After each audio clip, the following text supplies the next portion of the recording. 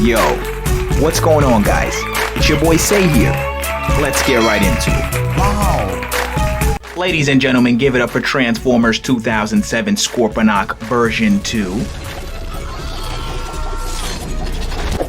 Now, I'm not 100% sure if this is size accurate, but Scorponok here is coming in at a good 7 inches from the tip of his claw here to the back of his tail here. Now, I'm actually pretty hyped, okay, because I finally did it. It took 7 hours, but I finally designed my first Lego build in the Lego Studio Designer. So y'all know what that mean, right? Y'all know what that mean. That means we have the instructions available on Rebrickable. Nice. And all of my instructions will now be available on my Patreon. So if you're already a member, that's a nice little upgrade there on top of all the other perks you already get. Okay, now back to this Scorponock here.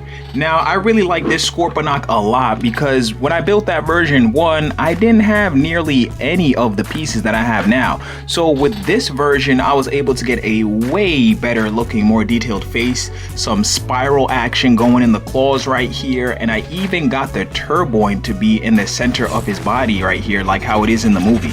Oh.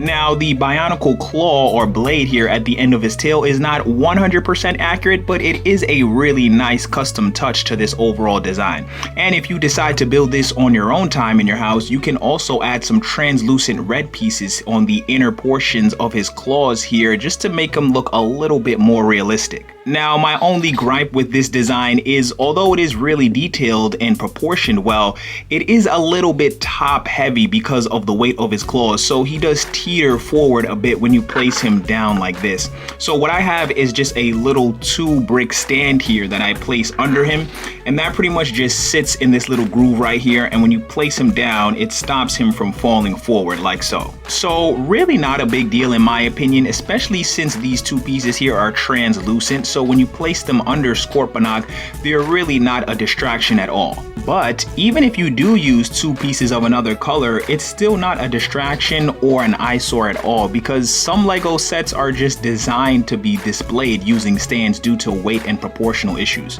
However, if for some reason it is bothering you just that much, what you can do is lower down one of the claw pincers here just a little bit, and that will hit the floor and prevent Scorponok from falling forward like this. Oh, that's hot.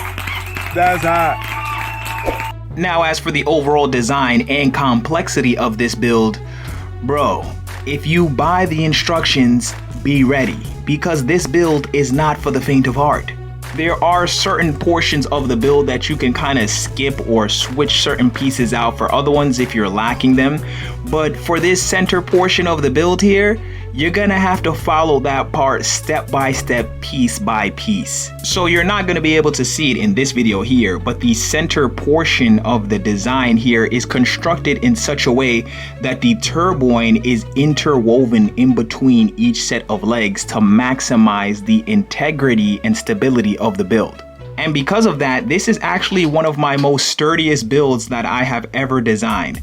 The only thing that'll really pop off on a regular basis is just the outer portions of his claws right here, and that's just due to the fact that they're connected to this bracket piece and there isn't many points of contact on the inner portion. However, due to the fact that the claw is attached in that way, it does allow it to rotate 360 on both sides. So it's a little bit fragile, but you get that nice bit of additional articulation because of it. And speaking of articulation, we've got some nice movement in the legs right here. The back legs are attached using ball joints, so they have a little bit more articulation than the other legs here, which are attached by hinge pieces. On top of that, we've got some articulation in the tail here, and this is attached by several ball joints, hinge pieces, and Technic ball joints. So you've got a bunch of articulation at several different points in this tail here. Now, this build took me about 7 hours to design from scratch. But with the instructions, you'll probably be able to build this bad boy in about 1 to 2 hours. And then once you do finally finish it, you get this awesome little mini Scorponok to display on your shelf. Now, on another note, I don't take instructional requests for my builds, but I will be doing instructions for my smaller builds or my non-transformable ones. Now, if you would like to see a review of one of my transformable builds, I'll leave the link to my Transformers Age of Extinction lockdown video at the end of this one. Yeah, boy. But before you go check that video out, let me know in the comments what's the longest amount of time you've ever spent building a single Lego set.